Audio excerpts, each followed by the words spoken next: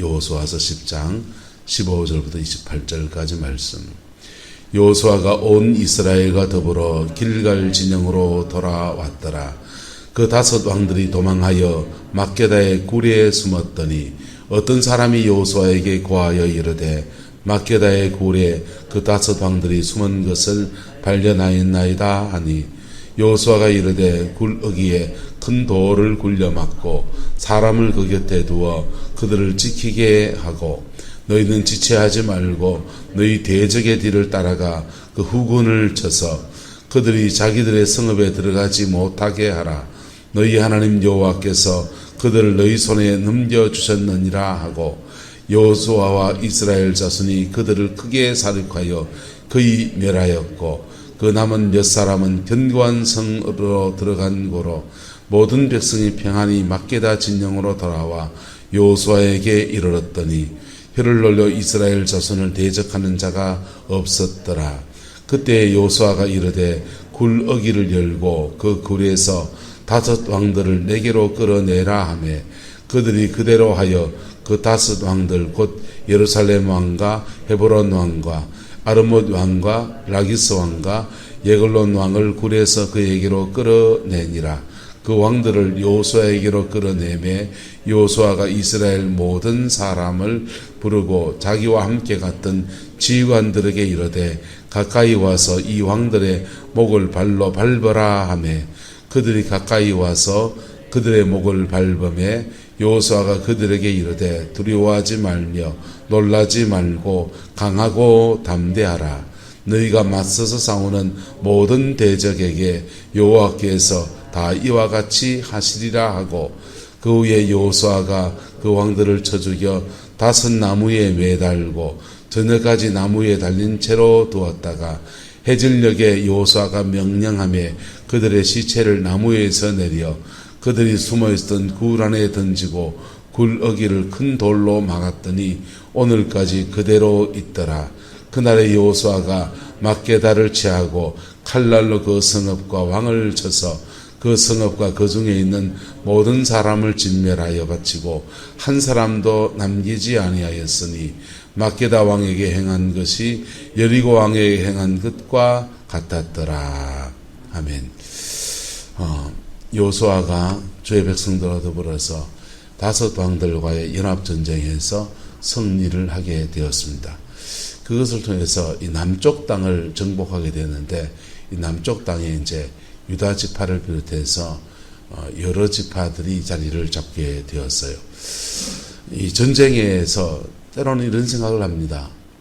본문을 읽으면서 왜 이렇게 잔인할까? 그런 생각 안 듭니까? 성경을 읽으면서 왜 이렇게 하나님 잔인할까? 이게 어젯밤 그 준비를 하면서 계속 머릿속에 떠나지 않는 것. 왜 이렇게 잔인할까? 전쟁이 원래 잔인한 거지요. 사람이 죽고 또 죽이고 하는 거니까. 그런데 이거 전쟁에서 너무 잔인하게 너무 다 죽이는 왜 이래야 될까? 이런 생각이 머릿속에서 떠나지 않는 것. 왜 이렇게 잔인하냐 하면 가나안 사람들의 죄 때문에 그래요. 뭐 때문에 그렇다고요? 가나안 사람들의 죄에 대해서 하나님이 지금 심판하시는 때거든요. 뭐 하는 때라고요? 심판하시는 때입니다. 여러분, 지옥에 던져지면 잔인하지 않을까요?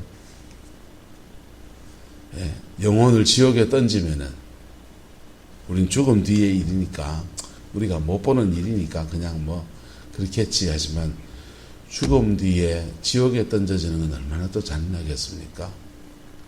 근데 하나님이 이 가나안 사람들이요, 이 부족간의 전쟁을 치르면서 자기들끼리 안에서 온갖 음란과 자기들끼리 살인과 자기들끼리 막 온갖 추잡한 일들이 그 민족들 안에서 얼마나 강성한지. 그래서 이 아모리 족속의 죄악이 하늘에 상달되어진 것. 하나님께서 창세기 15장에 보시면 아브라함을 부르셔서 이 땅을 약속하지 않습니까? 가나안 땅을 약속하실 때 이 가나안 땅을 큰강 유브라데부터 홍해까지 다 주겠다 그랬어요. 그런데 다 주겠다고 하는데 지금 못 준다는 거예요. 왜 지금 못 주느냐? 이는 아모리 족속의 죄악이 아직 관영하지 않음이라 이랬습니다. 그러니까 아모리 족속, 가나안 땅에 살아가고 있는 가나안 토착민들의 죄악이 있는데 그 죄악이 아직 심판할 만큼 무르익지 않았다는 거예요. 그러니까 하나님이 그때부터 그때까지 지금까지 뭘 주고 있는 겁니까? 따라서 회개할 시간을 주신 겁니다. 회개할 시간을 주셨는데 그 시간이 언제냐? 아브라함 때부터 해서요. 한 400년이 넘는 시간이 주어졌어요. 한 400년이 넘는 시간에 그들이 스스로 자정하고 회개하고 돌이키고, 여러분 불신자라도 선을 넘기지 말아야 될 선이 있는 거예요. 여러분 신앙 안에서 죄 짓는 것도 문제지만요, 신앙을 떠나서 죄 짓는 것도 문제입니다. 하나님은 신앙 안에 죄 짓는 것은 징계하시고, 뭐 하시고요? 저와 여러분이 죄 지면 징계하신다고. 뭐 하신다고요? 징계하시고. 신앙 바깥에 죄 짓는 사람은요, 하나님이 기다렸다가 죄가 무르익으면 심판하신다. 한번 따라합시다. 욕심이 잉태한 적, 죄를 낳고 죄가 장성한 적, 사망을 낳는. 죄가 장성해지면 사망을 낳게 되는 거예요. 하나님이 목불안석, 눈 뜨고 못 보는 정도의 지경이 되었기 때문에 이 가나안 땅의 사람들을 하나님이 지금 심판하시는 겁니다. 그래서 남쪽 땅, 아브라함의 약속하신 그 땅을 주시는데 그 가나안 사람들의 죄가 하늘에 상달했기 때문에 그들을 심판하시는 거예요. 그래서 마치 지옥에 던져뒀듯이 그렇게 진멸해 나가는 겁니다. 그렇게 진멸해 나가는 것이 하나님이 그 남쪽 땅에 대한, 그 가나안 땅에 대한 하나님의 전략이고 하나님의 계획하심이고 하나님의 심판하심이에요. 저는 인생을 살면서 세 가지 정도의 인생 철학, 목회 철학과 같이 가게 되는데요. 첫 번째는 여러분 말씀드리잖아요. 제 인생 철학, 제 목회 철학의 제 1번이 뭐라 그랬습니까? 역사는 하나님이 주관하신다. 크고 작은 일들 속에 때로는 억울한 일도 당하고요, 때로는 분한 일도 있고요, 때로는 내가 손해보는 시간도 지나가는 것 같고요, 때로는 오해도 받기도 하고요. 그런데 중심을 보시는 하나님 앞에 그냥 걸어가다 보면 역사는 누가 주관하신다? 하나님이 주관하신다. 그래서 하나님 그분이 해결하시더라. 이게 제 경험 속에서 겪어온 그거예요. 두 번째는요, 인생은 따라서 심은 대로 거둔다. 인생은 심은 대로 거둔다. 그래서 심은 대로 거두니까 내가 심은 것을 내가 거두는, 내가 안 심으면 내가 못 거두는 거죠. 그래서 잘 심어야 되겠다. 세 번째는 복음을 만나서 겪어보니까 1번, 2번은요, 안 믿는 사람도 그대로 적용되는 겁니다. 맞습니까? 안 맞습니까? 인생 심은 대로 거둡니다. 잘 심어야 돼요. 세 번째는 안 따라합시다. 복음은 모든 잘못 심은 것을 뽑아낸다. 모든 잘못 심은 걸 뽑아냅니다. 저절로 뽑아내는 게 아니고 복음 앞에 설 때, 뭐 할 때요? 복음 앞에 설 때. 김영유 선교사님이란 분이 전국을 다니면서 청년들과 사람들한테 이런 얘기합니다. 한번 따라합시다. 너를 변화시키지 못한 복음이냐? 여러분,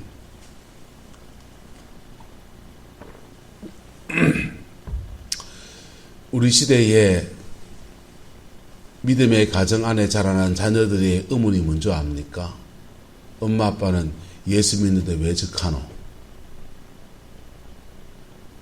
엄마 아빠는 예수 믿는데 왜 적하노? 그리고 예수 믿는 기나 안 믿는 기나 뭐가 차이가 있노? 그래서 예수 믿는 엄마 아빠가 존경받지 못합니다. 그래서 마음속에서 엉어리가 있는 거예요. 그래서 그들의 마음을 그냥 공감해서 말해주는 말이 있죠. 너를 변화시키지 못한 복음이 무엇이냐? 복음이냐? 그런데 지들도 한번 살아보라고 해요. 지들도 살아보면 인생이 누가 쉽습니까? 한타도 고사 맞지? 복음의 능력으로 병도 치유받을 수 있고 귀신도 쫓겨나가서 회복도 될 수 있고 물질의 축복도 받을 수 있는데 우리 믿음의 1세대, 2세대들은 그런 거 의지해서 그 복, 그 맛에 예수 믿는데 근데 우리의 다음 세대들은 뭐냐 하면요. 복음으로 변화된 삶을 내놔라는 거예요. 부모한테 사실은 유장모님한테 딸 셋이가 엄마 예수 믿고 변화된 것 좀 내놔봐라 간다고 무섭다니까. 우리 애들 둘이가 어머니 아버지 목사고 사모인데 예수 믿고 변화된 것 좀 내놔봤어. 사모님 내놓을 게 있는겨? 은혜 받았다, 불 받았다, 어디 가서 역사하더라, 그래가 누가 병이 나았다 하더라. 그런 간증 안 통한다니까. 예, 그런 병 고치는 건요. 병원에 가면 더 잘 고칩니다. 그런 간증 안 통하고, 우리의 다음 세대들은 요구하는 게, 아버지가 목사로 가면 돼. 하는 짓거리 보니까, 아버지니까 짓거리는 말 못하고, 하는 행색을 보아하니, 그하고, 어머니가 사모님이라 하는데, 죄송합니다. 소위 보아하니, 그리고, 그렇게 얘기하는 거예요. 여러분. 왜 그렇게 되냐 하면요. 복음 앞에 여러분 정직하지 않아서 그래요. 뭐 하지 않아서? 복음 앞에 제대로 깊이 복음 앞에 들어가지 않아서 그래요.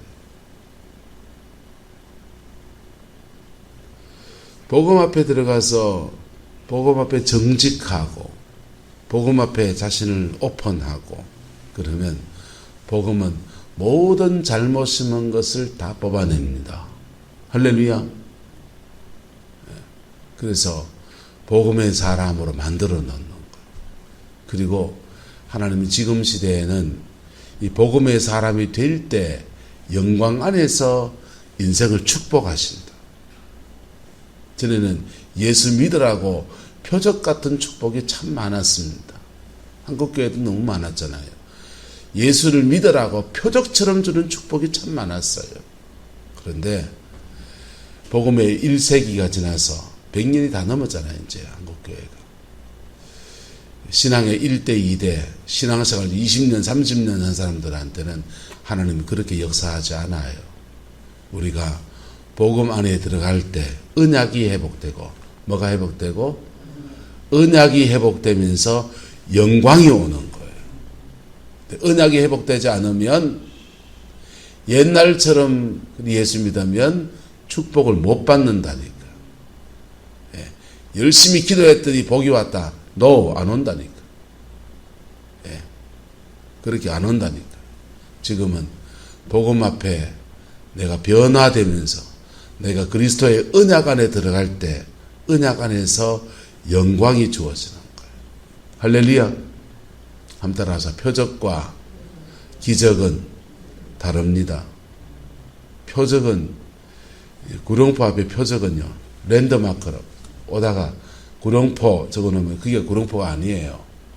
구룡포가 들어가려면 한 300m 뒤에 가는 샛길이 있으니까 글로 우측으로 빠지세요 라고 한 사인이라고. 표적은 하나님이 이적 가운데서 예수를 믿으라고 예수님의 복음이 진짜라고 가르쳐 주려고 우리에게 이정표처럼 주시는 거예요. 그런데 기적은요. 기적은 그리스도 안에 있을 때 우리에게 주어지는 거예요. 할렐루야. 예수님 안에 머무르고 예수님 안에 말하고 예수님 안에 행동하는 그 은혜가 있게 되기를 주의 이름으로 축복합니다. 그게 제가 세 가지 가지고 있는 인생의 철학이에요. 근데 이 안 믿는 사람, 불신자라도 이 가난한 사람들이 죄가 너무 심한 거예요. 죄가 너무 심한 거예요. 죄에는 종교적인 죄가 있고 윤리적인 죄가 있어요. 무슨 죄가 있다고요? 종교적인 죄는 하나님을 안 섬기는 죄입니다. 하나님을 섬기지 않고 우상을 섬기는 죄, 무신론자가 되는 죄, 그거는 불신자한테 묻지 않아요. 불신자에게는 종교적인 죄는 안 물어요. 왜? 그들의 기준이 아니에요. 그들에게는 윤리적인 죄를 정하는 거예요. 예수 믿는 사람들은 종교적인 죄를 짓습니까? 윤리적 죄를 짓습니까? 둘 다 지을 수 있죠. 둘 다 물어요. 하나님 바로 안 섬기는 것 종교적인 죄. 그 다음 세상 속에서 그리스도인으로서 세상 속에서 사람과 사람 사이에 기본적인 수칙을 안 지킨 죄, 윤리적 죄입니다. 두 가지 죄에 대해서 하나님이 다루시는데 가나안의 토착민들은 그 죄가 하늘에 상달되었기 때문에 그래서 하나님이 지금 심판하시는 거예요. 두 번째로는요, 하나님이 이 가나안 땅을 주의 백성들한테 상급으로 주시는데 이 가나안 사람들 놔두게 되면 가나안 땅의 이방 풍습이 주의 백성들에 다 스며들어 버리는 거예요. 그 땅의 사람들 인신공양하고 음란 제사 드리고 바알과 아세라 섬기면서 온갖 음란과 향락과 그런 죄들을 여사로 짓는 그런 풍습이 악습이 그냥 주의 백성들에 미치는 거예요. 그래서 하나님이 진멸하는 거예요. 세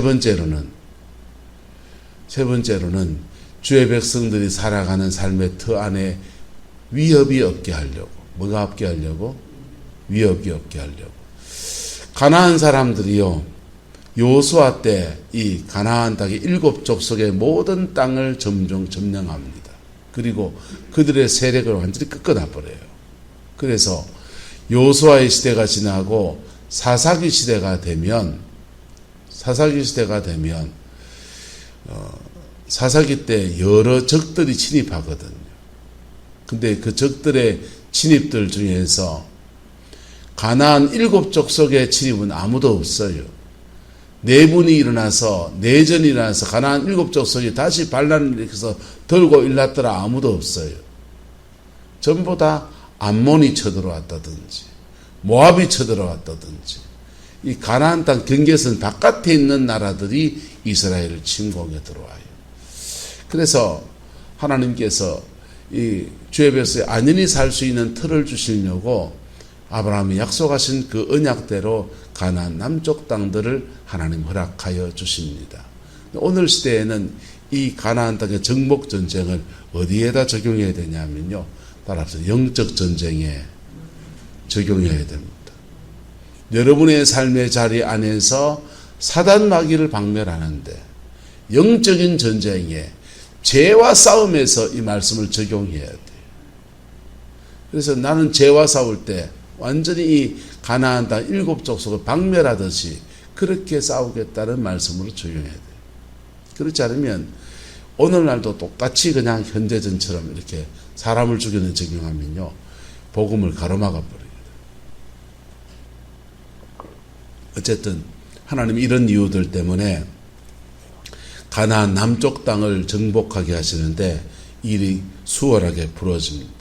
하나님의 언약 안에서 그들이 행군하였고 언약 안에서 나아갔기 때문에 하나님 그 언약대로 그들에게 축복하셔서 그 전쟁에서 대성을 거두게 하십니다.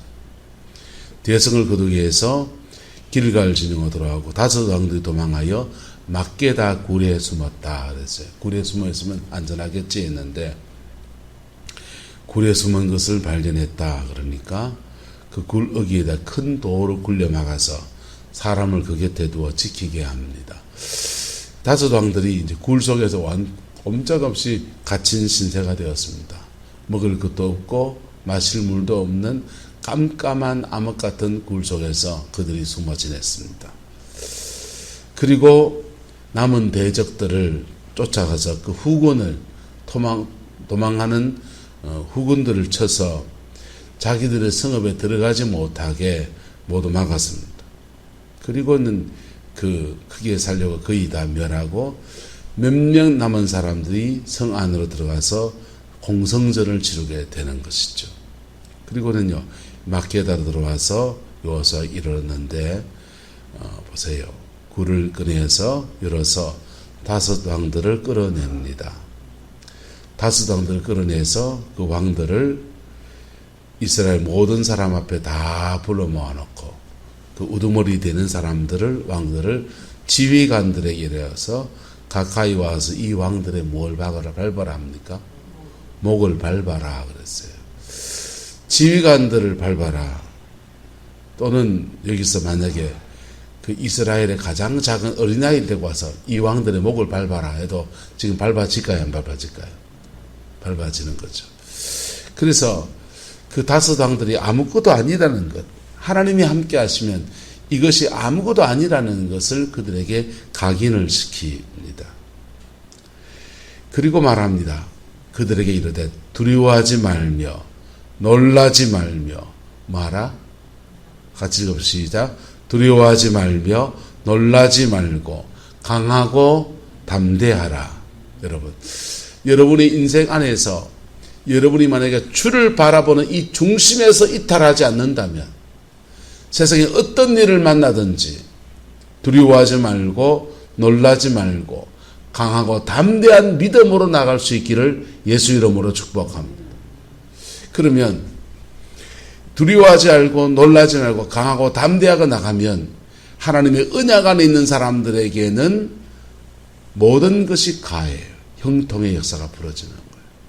승리하는 역사가 일어나게 됩니다. 그런데요, 하나님을 바라보는 이 중심에서 이탈해놓고 전에도 이겼으니까 오늘도 이기겠지, 안 통해요. 영적 전쟁이 안 통해요. 어제의 경험이 오늘의 승리로 이어지지 않습니다. 영은 영으로 싸워야 되는 거예요. 영은요, 늘 내가 주님을 바라보는 이 중심 안에서 성령의 충만함 가운데 싸워나가는 거예요. 할렐루야. 근데 전에 이겼으니까 오늘도 이기겠지. 아니요. 판판이 깨집니다. 근데 주님을 바라보는 이 중심, 바른 중심을 가지고서 담대하게 나가면, 바른 중심을 가지고 있으면 그때부터는 무조건 담대해야 돼요. 뭐 해야 된다고요? 무조건 담대해야 됩니다. 담대하면 하나님께서 그 모든 일에 승리를 우리에게 허락하여 주십니다. 할렐루야. 옆 사람에게 없어 쫄지 맙시다. 영적 전쟁을, 악한 영을 쫓아내는 사역을 하면서 싸워보면요, 떨어질 때가 있거든요. 떨어지면요, 영이 감고 올라와요. 몸을 감고 올라온다고요. 그거 털어내려고 하루 이틀 가만히 그냥 하나님 앞에 머무르는 시간을 가져야 될 때도 있어요. 그런 거 하고 나면 다시는 그런 사역 하고 싶지 않은 마음이 꿀떡같이 일어납니다. 그런데 영혼을 살리려고 하면 해야 될 때가 있어요. 왜 해야 될 때 있다고요? 영혼을 살리려고 하면 해야 될 때가 있어요. 그때 해야 되는 거죠. 그리고 영적 전쟁이라고 하는 것이 그 영적 전쟁이 그 능사만 아니거든. 맨날 마귀하고 싸움 막질만 합니까? 마귀하고 싸움 막질하는데 그 사람이 복음을 안 받으면 아무 소용이 없어요. 병이 나도 복음 앞에 서지 않으면 다시 재발해요. 맞습니까? 안 맞습니까? 치유가 목적이 아니거든. 그 사람이 하나님 앞에 서는 거거든. 그래서 전략적으로 영적 전쟁을 사용하지만은 전쟁은 어떤 순간에 피할 수 없어요. 사모님 알겠습니까? 따라합시다. 싸워야 될 땐 싸워야 된다. 그게 여러분의 가정의 자녀의 문제면 안 싸울 겁니까? 예? 한자대 권사님. 권사님 집에 자녀의 문제면 안 싸울 겁니까? 권사님, 죄송한데 질문 궁금해서 그러는데, 권사님 제 따님을 위해서 막 중보기도 하면 영적 전쟁이 때로 일어납니까? 일어납니까? 영이 부딪히는 거 느낄 때가 있습니까? 영이 부딪힐 때는요, 성령 충만해서 영이 부딪힐 때는 막 갑자기 몸에서 확 기운이 일어나면서 내가 마치 싸우고 있다는 느낌이 들어요. 방언 기도 소리 달라집니다. 하나님 앞에 로덴다 카올리시 하우디시아 나이후디 아버지 축복해 주 함께 해 주시옵소서. 리 오든니 칸다스야 나이도 아버지 우리 끌어 주시옵소서. 이렇게 기도하다가요, 갑자기 영이 딱 부딪히잖아요. 그럼 방언이 확 바뀌어요. 확 바뀌면서 메샤카야 레센데카파 마야타카 마치 개가 짖는 것 같아요. 갑자기 기운이 바뀐다고요. 그 영이 자기도 모르게 부딪힐 때 우리 속에 있는 성령이 격동하시면서 마치 사나운 개가 도둑이 왔을 때 갑자기 개가 잠자다가 와우 이렇게 하다가 갑자기 막 도둑놈이 들어왔습니다. 그러면 개가 막 와우 막 짖듯이 우리 속에 있는 성령께서 우리를 보호하시려고 또 그 부딪히는 영들과 싸워 이기게 하시려고 우리 속에서 격동하듯이 확 사자우처럼 나온다니까. 그 영이 부딪힐 때 일이에요. 중보기도를 하시려면 정말 여러분의 가정의 자녀들을 위해서 남편을 위해서 중보기도 하시려면 영이 부딪힐 때까지 가야 돼요. 할렐루야. 그리고 부딪혀서 한 바퀴 넘으시라고. 실이 부딪히고 튀쳐나오지 말고 그 영이 떠나갈 때까지 그냥 과음을 지르시든지 막 소를 내지든 주먹을 치든지 하여튼 싸우시라고. 그게 영의 전투예요. 뭐라고요? 영적 전투입니다. 영적 전투가 한 바퀴 확 지나고 나면요, 따라합시다. 정복이 일어났습니다. 정복이 일어나고 여러분 가정에 영적인 그 큰 태산 같은 문제 하나가 턱 떨어져 나가는 거예요. 그 다음 뭐 해야 됩니까?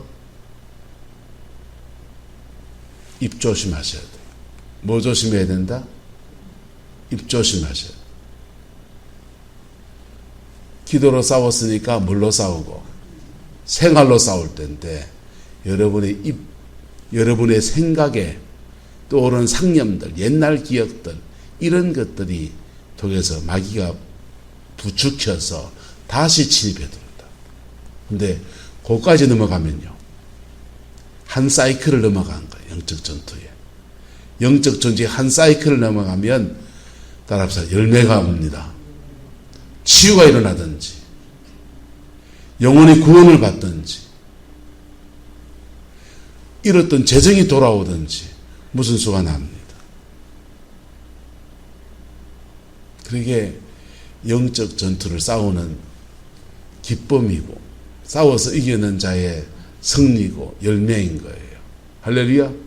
어떤 사람은요, 막 기도 많이 하고 영적 전투 마귀하고 맨날 싸운다 하는데 열매가 하나도 없어요. 왜 그런 줄 압니까? 그 사람들은 안 싸우는 게 아니에요. 싸우는 거예요. 그분들은 싸우는데 생활로 안 싸워서 그래요. 뭘로 안 싸워서? 생활로 안 싸워서 그래요. 제자리 뛰게 하는 거죠. 밤에 새벽에 와서 기도하고 낮에 죄송합니다 지랄해갖고 다 쏟아버려. 그 다음 새벽에 와서 또 싸우고 그 낮에 또 지랄해갖고 또 쏟아버려. 스스로 제자리 뛰게 하고, 그리고는 영적 전투의 경험만 자꾸 쌓입니다. 맨날 기도하면 싸우니까. 바보입니다. 한 따라합시다. 기도로 싸우고 생활로 싸우고. 그렇게 나갈 때 그 한 사이클을 지나갈 때 그 영적 전투가 자기 가정에서 삶의 자리 안에서 열매로 나타나는 거예요. 그 열매가 여러분 자녀의 문제라고요. 그 열매가 여러분 육신의 건강의 문제고요.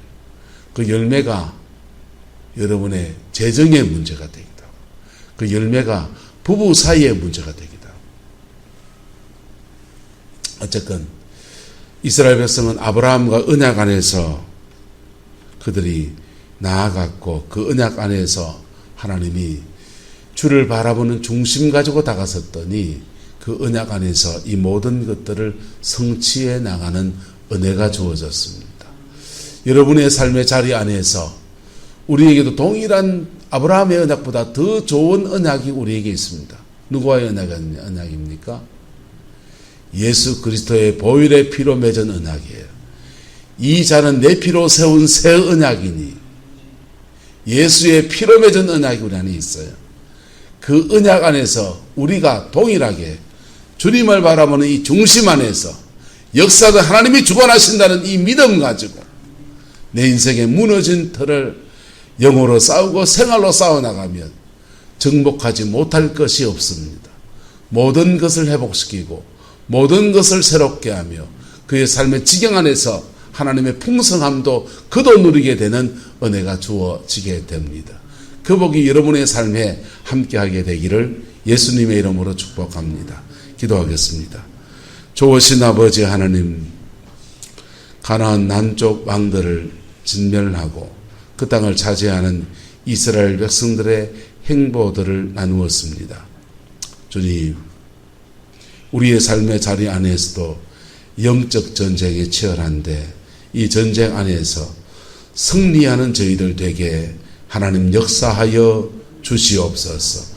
여호와께서 함께해 주시고 하나님의 신실함으로 응답하여 주옵소서.